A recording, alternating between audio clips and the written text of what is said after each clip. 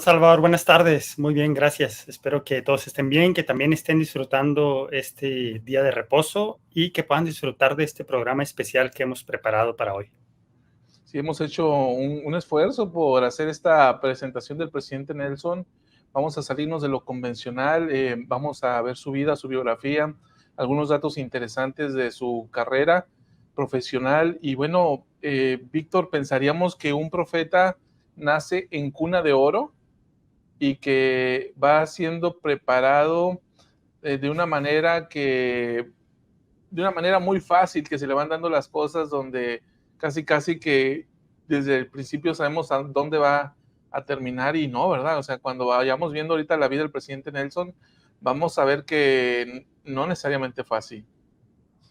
Sí, de hecho, nacer en cuna de oro, digamos que sería contrario, ¿no? Contrario a lo que una persona necesita, y lo hemos visto en los últimos presidentes de la iglesia, y quizás sea el caso de todos, que han tenido que pasar adversidades de su niñez, en su juventud, y han tenido que ir forjando un carácter, ¿no? A través de esta adversidad y estas pruebas.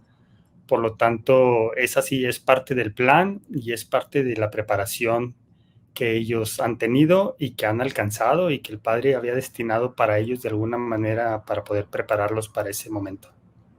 Así es, entonces pues hoy vamos a ver su vida. Este es el título del programa del día de hoy, lo estás viendo en pantalla. Russell Marion Nelson, un profeta preordenado para los últimos días. Aquí vemos en esta imagen que estás viendo en pantalla distintas fotos de él en distintos periodos o etapas de su vida, desde muy jovencito hasta un estudiante, un joven doctor, un apóstol de antigüedad y ahora la que está al frente ya como presidente de la Iglesia de Jesucristo de los Santos de los Últimos Días, que cumplió, decíamos, el día de ayer 99 años. Y bueno, Víctor, pues ya sin mayores preámbulos, simplemente saludar a todos nuestros amigos y amigas que nos están acompañando en distintas partes del mundo. Muchas gracias por acompañarnos y les mandamos un afectuoso saludo a todos. Víctor, sin mayores preámbulos, entonces pongo sobre la pantalla esta presentación que vamos a ir viendo y aquí está el presidente Russell M. Nelson y bueno, pues te comento lo siguiente, ¿no? Ahí mientras vamos viendo estos datos biográficos de él, el presidente Nelson, él nació el 9 de septiembre de 1924. 1924, qué locura, ¿no? Sí. En Salt Lake City, en Utah, él es hijo de Marion y de Edna Anderson. Él es el segundo de 4 hijos. Ahí en la foto podemos verlo ilustrado como el que está en medio, ahí está encerrado en un circulito. Entonces, el segundo nombre de él es precisamente el de su padre, ¿no? Él se llama Russell Marion Nelson. Así que nace en Salt Lake City, sí, pero no necesariamente nace en un hogar que está basado en las enseñanzas de la Iglesia de Jesucristo de los Santos de los Últimos Días. Víctor.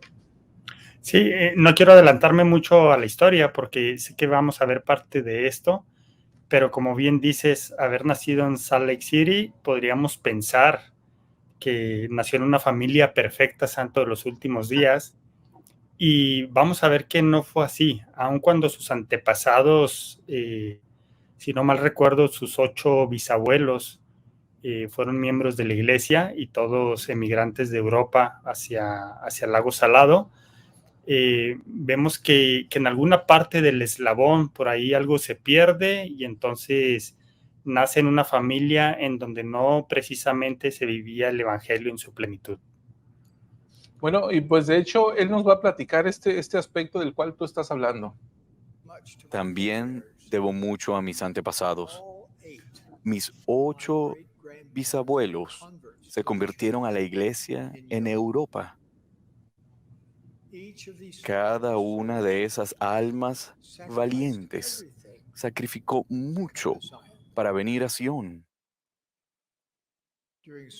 No obstante, durante las generaciones posteriores, no todos mis antepasados se mantuvieron tan dedicados y, por ello, no me crié en un hogar centrado en el Evangelio.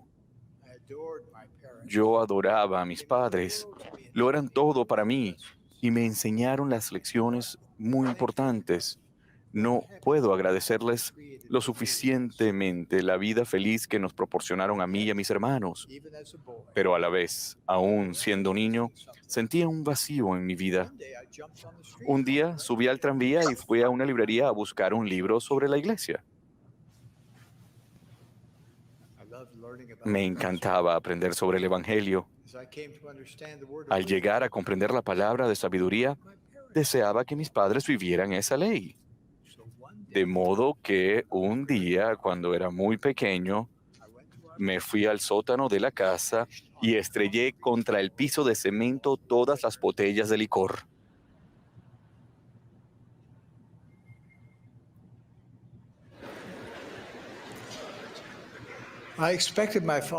Esperaba que mi padre me castigara, pero nunca dijo una sola palabra. Al madurar y empezar a comprender la magnificencia del plan del Padre Celestial, solía decirme a mí mismo, no quiero un regalo más de Navidad, solo quiero sellarme a mis padres. Ese anhelado evento no ocurrió sino hasta después que mis padres tuvieron más de 80 años. Pero sucedió.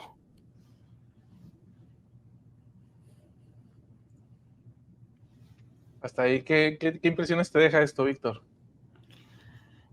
Los deseos desde siendo un jovencito, ¿no? Un niño, tal como él lo describe, los deseos que él tenía de que pudiera progresar un poco más su familia, ¿no? ¿Qué niño prefiere que Santa Claus le dé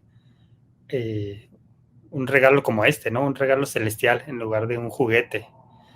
Desde ahí vemos que tenía una visión muy interesante, pero él dice que lo fue aprendiendo poco a poco, ¿no? Porque esto no se lo estaban enseñando sus padres ni ningún familiar. Él lo fue descubriendo por sí mismo y me llama la atención esa parte, ¿no? Que él por sí mismo empieza a descubrir cosas y así como le llegan, trata de aplicarlas en su vida y además trata de que se apliquen en su familia, ¿no? De tal manera que su deseo más ferviente era estar sellado con sus padres para la eternidad. Entonces vemos los nobles sentimientos de un niño, pero aparte un niño especial, ¿no? No cualquier niño, insisto, no cualquier niño tiene ese tipo de deseos, no cualquier niño se da cuenta que su padre está faltando a la palabra de sabiduría y entonces que se atreva a hacer lo que él hizo, ¿no? Al estrellar todas las botellas contra el suelo, sin pensar quizás en las consecuencias, pero sabiendo que lo que hacía su padre no estaba bien. Entonces, desde ahí empezamos a visualizar un niño con unas características muy especiales. Ahora, ahí en el discurso no lo dice, Víctor, pero la ocasión en la cual él hizo esto es que, bueno, sus padres eran bebedores sociales, más bien que personas con problemas alcohólicos. Y tras una reunión donde ellos bebieron, él escuchó hablarse de manera muy fuerte y gritarse a sus papás. Entonces, él en su conciencia de niño, esto no me gusta a mí, ¿no? Dice. Entonces, cuando sabe que esto es a causa del alcohol, él baja al sótano y quiebra las botellas. Y fue un evento que a él lo marcó, ¿no? También menciona que no llegaría sino hasta que ellos tenían 80 y tantos años, cuando ellos fueron sellados como pareja y él a sus padres. Y sí, efectivamente me parece que ya fue en los 70s, ahorita lo vamos a ver exactamente, ya cuando él era presidente general de la escuela dominical. Pero quiero regresarme un poquito, Víctor, y tomar un texto de lo que viene aquí en el libro este que escribió Sheri Dew para él, que no es una autobiografía, no es propiamente una autografía, pero aquí dice el propio Russell Nelson, dice, mi madre y mi padre eran tan maravillosos, cada noche era una noche de hogar para la familia, papá pudo haber estado fumando un cigarro, pero de todos modos era una noche de hogar familiar. Qué interesante percepción, Víctor, porque fíjate cómo este hombre es tan positivo, porque esto lo está diciendo 70, 80 años después, ¿eh? Sí, lo está contando con base en su memoria, pero la percepción que él tiene es tan positiva de decir, bueno, podría haber cigarros en casa, podría haber alcohol en casa, pero para mí era una noche de hogar, porque él siempre vio una oportunidad, o lo que tiene en su mente es que él estaba aprendiendo constantemente de sus padres, y dice, para mí era como una noche de hogar. Interesante, ahí podemos ver algo de los rasgos de su personalidad, ¿no? Sí, es un niño que, bueno, o fue un niño que destacaba las cosas buenas, ¿no? O aprovechaba las cosas buenas que había en su familia, insisto, aún sin ser activos en la iglesia ni en el evangelio, pero vemos que él destacaba la parte buena, ¿no? También, Él describe en varias ocasiones que realmente tuvo una niñez feliz y que tuvo muy buenos padres. Es decir, no eran miembros activos de la iglesia, bueno, sí eran miembros, pero no eran activos en la iglesia, pero eso no quitaba que él haya tenido buenos padres, que se hayan esforzado y que les hayan dado un muy buen entorno. No recuerdo a Russell M. Nelson quejándose de sus padres o de que hubiera maltrato o alguna situación de este tipo, ¿no? Al contrario, los impulsaron mucho, por ejemplo, a tener una buena educación a los hijos. Más adelante veremos también que cuando él ya empieza a tener ganas de ir a la iglesia o le nace ese deseo, nunca tuvo obstáculos por parte de sus padres para que lo hicieran. Por el contrario, dice que su madre lo impulsaba, ¿no? Y algo de lo que dice también, relata este libro, dice, él todo hizo muy temprano en su vida. Se graduó muy temprano de la high school, entró temprano en la universidad. Él era un genio, ¿eh? Ahorita vamos a hablar un poquito más de esto, pero literal no era, es un genio. O sea, cuando estamos hablando de Russell Nelson, estamos hablando de un genio intelectualmente. Desde chiquito, muy destacado en sus estudios. Primer lugar de general, el que siempre tenía el 10, el niño de la libretita de los crayones, ¿no? De los colores, era él. Entonces, Russell Nelson dice que hizo todo lo hizo temprano en su vida, menos bautizarse. Él se bautizó hasta los 16 años. Y justamente él dice que tenía una mente muy inquisitiva, muy curiosa, y que él se iba, viajaba tomaba el tren, iba a la biblioteca y tomaba libros de una cosa, de otra cosa, y también libros del Evangelio. Y ahí fue entonces donde y lo dice en parte ahí en el discurso que escuchamos ahorita de él, una hermana, señora, la de la biblioteca, le empieza a enseñar algunas cosas sobre la iglesia. Entonces, pues aquí podemos ver también esta parte donde cuando el Señor te va preparando, aunque no nazca en el entorno ideal para que nazca un profeta, ¿sí? Y digo ideal para los que no me están viendo, lo digo entre comillas, ¿no? Lo estoy haciendo en lenguaje corporal. El Señor prepara los medios para ir forjando a la persona en particular para lograr los propósitos del Señor con cada uno de nosotros.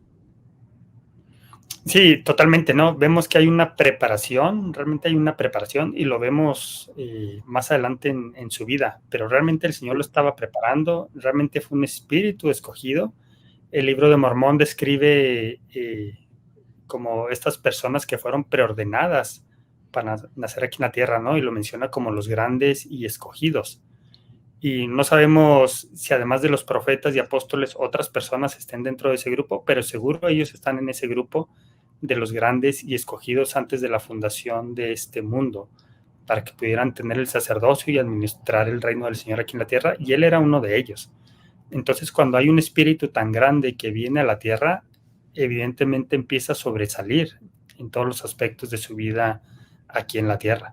Y esto fue aprovechado por el presidente o por Russell en ese momento, ¿no? Siendo niño, siendo joven, fue aprovechado, o más bien dicho, él aprovechó esas cualidades divinas que tenía consigo por haber alcanzado, digamos que una madurez, un grado de madurez muy alto, habiendo estado todavía en el mundo de los espíritus.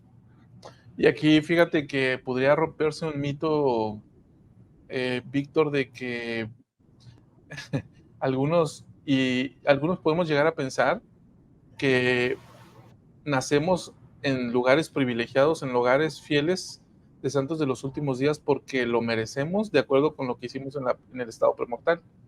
Puede ser que sí, pero también puede ser lo otro, ¿no? Que el Señor nos coloca justamente en el lugar que nosotros requerimos para desarrollar el potencial que desea que logremos, ¿no? Sí, yo voy más por esta segunda opción que comentas. que nos pone el Señor, en donde realmente vamos a explotar las situaciones que van a estar a nuestro alrededor para forjar el carácter que el Señor necesita de nosotros. Así es. Ahora, voy a volver a poner la presentación por aquí, Víctor, y aquí vemos en cuanto a sus estudios académicos. Te decía que él terminó de estudiar la high school, lo que llamamos bachillerato o preparatoria, a los 16 años en 1940. Y luego se inscribe, o más bien, sí, se inscribe en la Universidad de Utah y en 1945 obtuvo una licenciatura. Ahora, debo mencionar, Víctor, en cuanto a la high school, que él se graduó como mención honorífica como el primer lugar de la generación, ¿eh? Y dice Russell Ballard, quien más o menos era coetáneo de él, que dice, y lo leo más o menos, era una leyenda de la East High School. Se destacó como líder en esa preparatoria. Asimismo, en la Universidad de Utah se convirtió en un líder de casi todo en lo que intervino. Desde entonces lo he visto como uno de mis modelos a seguir. Esto lo dice M. Russell Ballard, quien iba unos años detrás de él en la escuela. Entonces, Víctor, él, te decía, era un genio y se destacaba y se hacía notar. Y a pesar de que en la iglesia todavía no alcanzaba ese desarrollo, académicamente era muy, muy, muy destacado y tenía los primeros lugares en sus estudios, y de hecho aquí lo vemos, lo hizo en high school y luego en la licenciatura también se graduó con mención honorífica en 1945, donde obtuvo una licenciatura en medicina. Luego en 1947 un doctorado en medicina. Por cierto, Víctor, tiene 2 doctorados, y otros tantos honoríficos u honorarios, pero doctorados como tal tiene 2. Uno en el 47 en medicina en la Universidad de Utah y otro en el 54 en cirugía en la Universidad de Minnesota. Wow.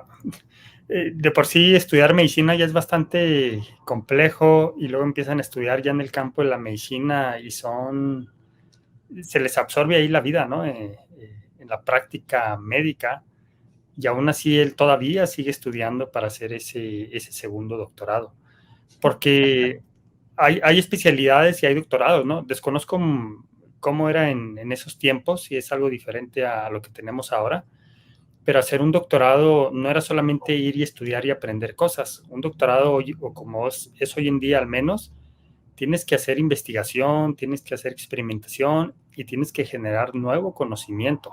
Ese es el propósito de un doctorado, y tiene que ser tiempo completo. No hay otra manera de hacer una actividad de estas, ¿no?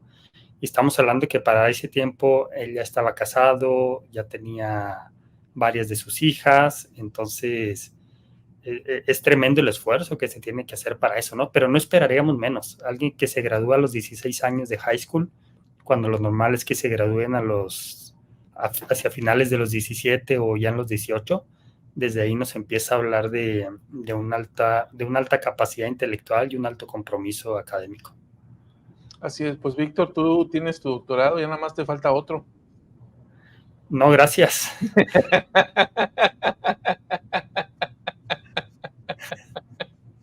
No, sí, a mí la gente me pregunta, ¿me recomiendas estudiar un doctorado? Y yo siempre les digo que no. Y les digo, y no es porque sea envidioso, es porque deseo lo mejor para ti, no tienes que meterte en eso. Sí, es una exigencia muy alta, ¿no? Hoy en día. Sí, es una prisión académica, una prisión, digamos, espiritual académica, en la que te sientes preso, y a veces algunos nunca salen, otros logramos salir y tenemos ese trauma, ¿no? Entonces, como para volverte a meter en una de esas, pues bueno, él no lo cualquiera. hizo, ¿no? Él lo hizo, y el conocimiento nuevo del que hablas lo vamos a mencionar un poquito, porque él sí generó conocimiento nuevo. Y ya sabemos muchos de qué estamos hablando, pero ahorita vamos a reiterar y enfatizar algunos puntos que quizás no tenías presente. Por aquí, Víctor, si me ayudas a leer esto que está enseguida. ¿Por qué estudió medicina? Tomó la decisión de ser médico a los 10 años por 2 razones. Una fue que allí era donde estaban mis talentos. Tenía un gran deseo de investigar, de adentrarme en lo desconocido. La otra fue que me gustaban las personas, quería servirles. Deduje que la mejor carrera disponible para un ser humano sería la de madre. Dado que eso estaba fuera de discusión para mí, deduje que la segunda mejor ocupación sería la medicina. Así podría ayudar a las personas cada día y enseñarles. Pues ahí está, ¿no? O sea, otro rasgo del carácter del presidente Nelson, aún desde pequeño, era que tenía muy en claro hacia dónde quería ir. A los 10 años, ¿no? A los 10 años sacar ese tipo de deducciones. Algunos llegamos a los 18, 19, 20 años y no sabemos qué estudiar. Y él desde los 10 años lo tenía claro y tenía muy claras las razones. Ahí vemos otro atributo muy distintivo de él. Y yo creo, Víctor, porque mira, no tenía el don del Espíritu Santo, ¿sí? No tenía una bendición patriarcal. Se bautizó a los 16, recuerden. ¿Por qué entonces tenía esta luz o esta capacidad de discernir cosas tan maduras como las que menciona ahí? Fue tocado, ¿no? O sea, igual que José. ¿Cómo es que José entre los 12 y 14 años sentía dolor por sus pecados y los dolores de otros? Porque fue tocado, fue preordenado para eso. El Señor los preordenó y los preparó, y aunque no tenía ninguno de los dos, ni José, ni Russell Marion Nelson, el don del Espíritu Santo, tenían una luz diferente a la que ordinariamente tenemos todos. Y veíamos la semana pasada, ¿no? Con un discurso del presidente Henry B. Eyring, el de tener el Espíritu con nosotros, y explicábamos esta parte. Aún muchas personas no miembros de la iglesia pueden ser tocados. El mismo libro de Mormón lo describe cuando habla de ese hombre que estaba del otro lado del mar y que había sido tocado por el Espíritu Santo para emprender un viaje sobre las muchas aguas y entonces encontrar esta tierra, ¿no? Refiriéndose al continente americano. Y deducimos que es Cristóbal Colón.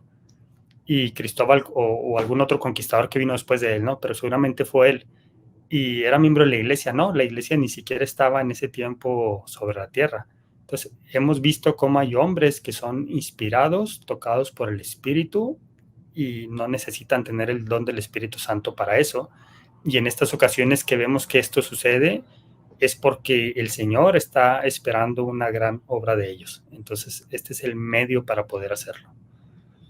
Así es. Entonces, aquí vemos cómo lo va forjando Víctor. Algo que debemos o debo resaltar de Russell Nelson es que uno tocaba el piano, tenía un oído musical exquisito, puede tocar una música sin leer partituras tras haberla escuchado, sabe leer música y tenía en aquel tiempo una voz de barítono excepcional. De tal manera que cuando ya estaba estudiando medicina en la licenciatura, déjame pongo por aquí la presentación, aquí lo vemos en pantalla, el 16 de abril de 1942, y pongo esa fecha porque fue el día en que conoció a quien llegó a ser su primera esposa, Dancel, y hoy vamos a estar hablando mucho de Dancel, Víctor, porque Dancel, su primera esposa, con ella estuvo casi 60 años. Quizás a nosotros ya nos toca ver la parte de Wendy, y que es su segunda esposa, su actual y segunda esposa, pero quien estuvo en aquellos años, y vamos a estar hablando de ella reiteradamente, fue ella, y fueron 60 años, así que la mayor parte de su vida ha estado con ella, o estuvo con ella, y bueno, entonces, cuando él es invitado a participar en esta obra, se llama Hayfoot Strawfoot, y es invitado para el papel principal en la voz de quien era el varón, y la autora principal sería Dancel, quien la estaba interpretando más bien, y con una voz de soprano. Entonces, cuando él la vio, él preguntó que quién era Víctor, y fíjate lo que él dice en este libro que estoy señalando aquí. Dice Russell Nelson: era la chica más hermosa que había visto en mi vida. Eso fue en 1942. A partir de ahí empiezan una relación de noviazgo, se empiezan a conocer y finalmente llegan al noviazgo para casarse. Déjame pongo por aquí la presentación. Ellos se sellan el 31 de agosto de 1945 en el templo de Salt Lake. Y fíjate, Víctor, mira, ayúdame a leer la parte que está abajo. Para un joven como Russell, cuya educación en el Evangelio hasta ese momento había sido modesta, casarse con Dancer en el templo se convirtió en una gran motivación para que él aprendiera más sobre el Evangelio y se preparara para ir al templo. Ahora, este es un texto de aquí, de este libro, ¿sí? ¿Por qué? Porque Dancer le dijo, sí, pero en el templo, ¿eh? Y Russell es como que, no te preocupes, por eso no hay problema. Yo voy a estar preparado para el templo. ¿Mencionaste algo? Se te cortó. Uy, no te estoy escuchando. No, decía que como debe ser, ¿no? Como debe ser. Exacto. Uy, perdón, tal vez mi internet está un poco malo. Sí, nos desfasamos un poquito en los tiempos nada más. Voy a tratar de arreglar mi internet. Sí, entonces aquí está este dato, ¿no? Russell Nelson, en ese momento, quien efectivamente ya se había casado a los 16 años y estaba en un proceso de desarrollo dentro de la iglesia, de tal manera que casarse en el templo, bueno, se convirtió en una motivación para que él se desarrollara en el aprendizaje del evangelio, ¿sí? Interesante este punto, ¿no? En esa etapa de su vida, él estaba entonces desarrollándose en ese punto. Ahora, algo importante, y lo pongo por ahí en la presentación, Víctor, es que ella tenía una voz excepcional, tan excepcional, y seguramente algunos de ustedes que estamos por aquí hemos escuchado hablar de esta escuela, y porque incluso salen películas todavía, Víctor, la escuela de Juilliard School, que está en New York, en Nueva York. Es una escuela muy famosa, de gran reconocimiento en el ámbito de la música y de los instrumentos. Y los grandes músicos estudian ahí, ¿sí? Entonces ella, en ese tiempo, tenía una beca completa, para irse a estudiar a Juilliard School. ¿Y qué hizo? La rechazó y se casó con este hombre. Y me parece que hizo lo correcto, ¿no? Sí. Es decir, conociendo ya luego lo que pasa en la historia, evidentemente no se equivocó y puso en primer lugar lo que corresponde, puso en primer lugar, digamos, que lo que ella podía ver con una perspectiva eterna y no lo que estaba en su futuro inmediato como una posible, digamos que cantante famosa o qué sé yo, ¿no? Como bien dices, esa escuela hasta la fecha es la escuela más famosa de música en los Estados Unidos y una de las más famosas del mundo. Entonces sí tiene que haber sido un privilegio que la observaran para ofrecerle una beca para eso, pero esto ya nos da una enseñanza, ¿no? Es decir, ¿qué es más importante, las cosas de este mundo o las cosas eternas? Y creo que ella escogió la buena parte. Ahora, Víctor, toma esa decisión a una edad en la que nada fácil, ¿eh? Ella tenía en ese momento, cuando se casan, 19 años y él tenía 20 años. O sea, ¿cómo tomas una decisión de ese calibre a una edad tan temprana, no? Bueno, y estamos hablando de los atributos de Russell M. Nelson, pero no era muy diferente de su esposa, ¿no? Y aquí vemos en este tipo de decisiones que toma a muy temprana edad, vemos también que ella también había sido de alguna manera escogida y preparada para llegar a ese punto. Entonces lo vemos en las dos partes, ¿no? Tanto en este caso Russell como un futuro profeta, un futuro apóstol, pero también su esposa y el papel tan importante que juega ella, ¿no? Vamos a ver en una de las citas que veamos más adelante del presidente Nelson que hace referencia a esto, hace referencia a la necesidad de una compañera al lado de un hombre bueno para poder progresar.